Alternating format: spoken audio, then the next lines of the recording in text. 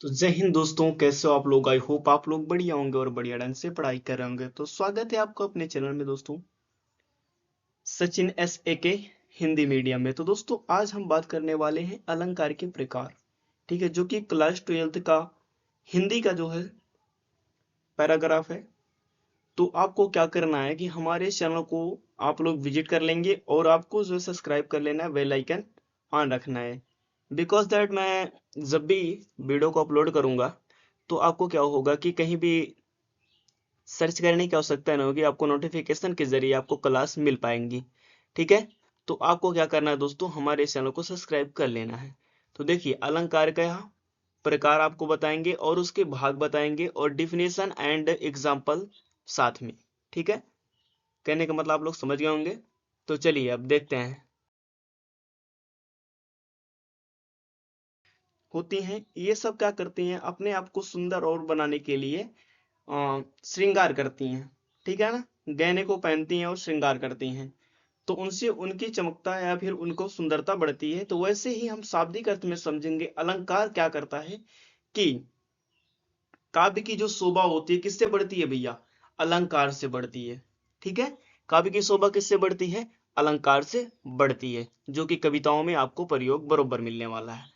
चलिए, जिस प्रकार आभूषण नारी के सौंदर्य को बढ़ाते हैं, मैंने अभी बताया, उसी प्रकार अलंकार क्या करता है, काव्य की सुंदरता को, भावों की अभिव्यक्ति को प्रभावशाली बनाता है। इतना आपका क्लियर हो गया है। अब समझते हैं, आगे चल के हम देखते हैं। ठीक है, अब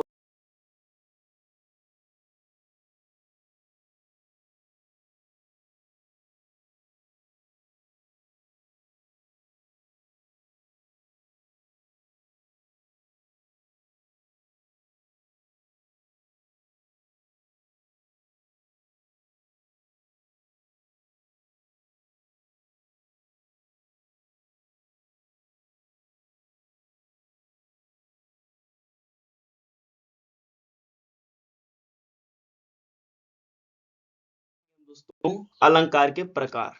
ठीक है, क्या है, अलंकार के प्रकार, जो कि आपको क्लास 12 पीसीबी जो लिए हैं, यानी कि फिजिक्स केमिस्ट्री बायो लिए हैं उनके लिए, और फिजिक्स केमिस्ट्री मैथ उनके लिए सिलेबस जो होता है वो अलग होता है। ठीक है, और जो साहित्य वाले होते हैं उनका अलग होता है। कहने का तात्पर्य, सामान्य हिंदी और साहित्य हिंदी में आपको जो है ग्रामर पोर्शन जो आपका मिलता है वो अलग होता है थोड़ा से। बिकॉज दैट कि क्या होता है कि साहित्यिक हिंदी वालों के ऊपर प्रेशर नहीं होता और साइंस वालों के ऊपर प्रेशर होता है। मैथ भी उनको करना होता है, फिजिक्स भी करना होता है, केमिस्ट्री करना होता है, और इधर आपका आ जाता है बायोलॉजी और फिजिक्स केमिस्ट्री।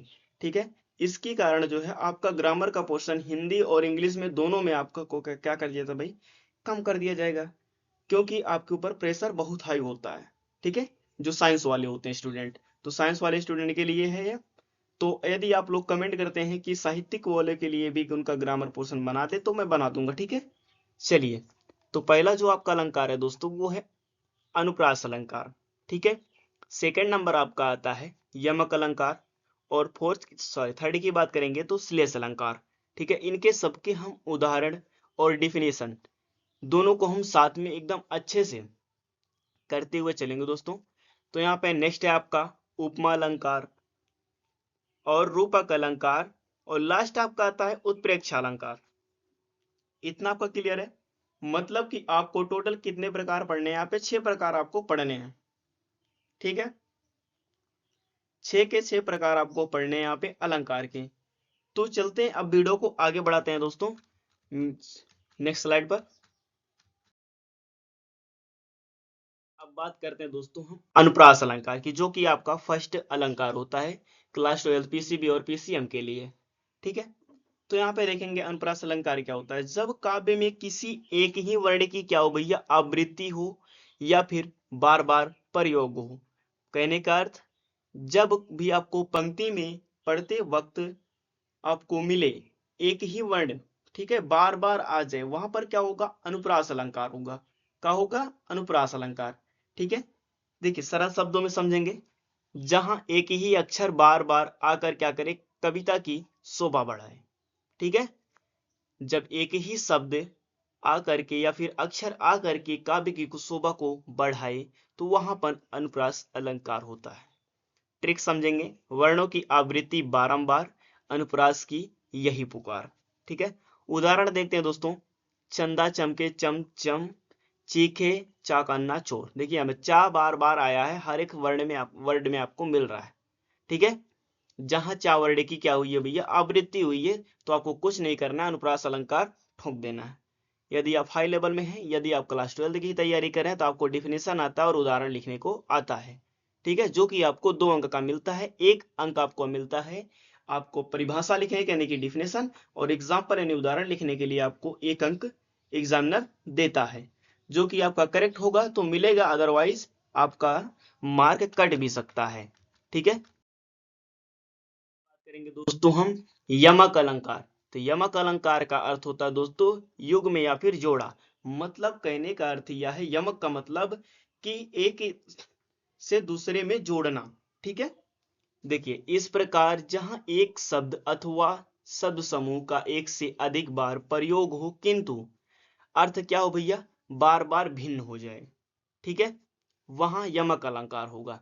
देखिए काली घटा का घमंड घटा, यहां पर जो काली घटा यानी कि बादल की बात की जा रही है। मतलब कि जब आसमान में बादल छाते हैं उनकी बात की जा रही है। और यहाँ पर उसका का मतलब का हुआ भैया, यहाँ पे देखेंगे जो ये का लिखा हुआ है, इसका मतलब है काली घटा का क्या हुआ, घमंड घटा। नेक्स्ट है सजना है मुझे सजना के लिए। ठीक है, ये सॉन्ग है आपका जो है बॉलीवुड का, ये भी क्या करता है, यमक अलंकार को दर्शाता है। ठीक है, तो एग्जाम्पल आपको नेक्स्ट है आपका श्लेष अलंकार। जो श्लेष अलंकार होता है दोस्तों, जहां पर एक ही शब्द के अनेक अर्थ निकाले जाएं, वहां पर श्लेष अलंकार होता है। जब क्या होगा भाइयों बहनों, श्लेष अलंकार कब होगा, जब एक ही शब्द के अनेक अर्थ निकले। मतलब कि सपोज दैट आपको यहां पे देखने को मिल रहा है कि देखिए जब ये लिखा हुआ ना देख पट, ठीक है, इसका मतलब होता है पट, मतलब होता है कपड़ा, और एक वर्ड होता है इसका हिंदी सिनोनिम्स बोल सकते हैं पर्यायवाची, दरवाजा। ठीक है, तो मतलब एक ही शब्द के अनेक अर्थ निकले जहां पर, वहां पर आपको क्या करना भैया, श्लेष अलंकार टिक करके चले आना एग्जाम में। ठीक है, आपका एग्जामिनर एक भी नंबर नहीं कट सकता है। चलिए उदाहरण देखते हैं इसका भी। भिखारिन को देख पट देत बारंबार। ठीक है, मतलब बार बार क्या कर रहा है भैया, दरवाजे को बंद कर दे रहा है। ठीक है, पट शब्द के 2 अर्थ हैं, कपड़ा और दरवाजा। ठीक है, चलिए आगे बढ़ते हैं। उपमा अलंकार, ये कौन सा अलंकार है भैया, उपमा अलंकार। देखिए जब किसी चीज की तुलना जैसे समान, सा सी, मानो आदि शब्दों से की जाती है, तो वहां उपमा अलंकार होता है।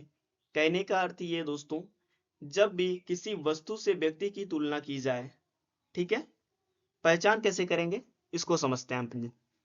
जैसे मतलब कहते हैं ना, वो जैसे यार चंद्रमा के समान दिख रहा है, या फिर जैसे वो खंबा के समान वाला जो लंबा होता है उसको बोलते हैं ना खंबा के समान, सा सी समान जैसे शब्द मिलेंगे आपको, तो वहां पर उपमा अलंकार होगा। ठीक है, जहां पर तुलना की जाए, यानी कि कंपैरिजन बोलते हैं जिसको हम।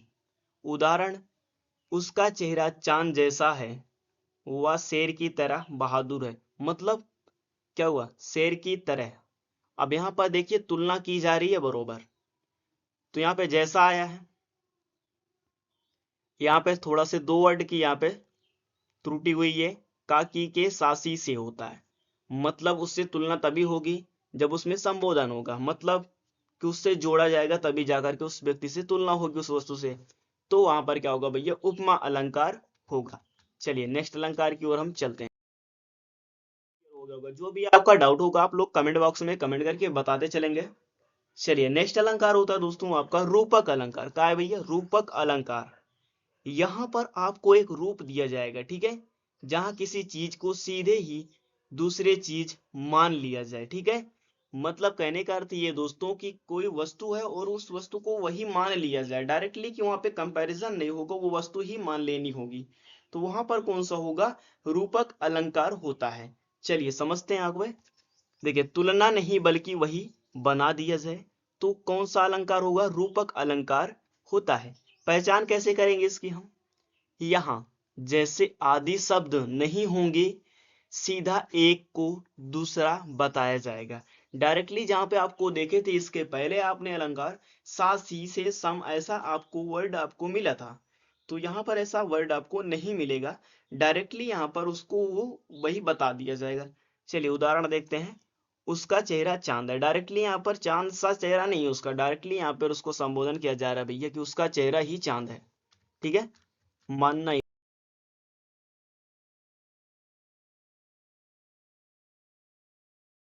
उत्प्रेक्षा अलंकार आपका लास्ट है।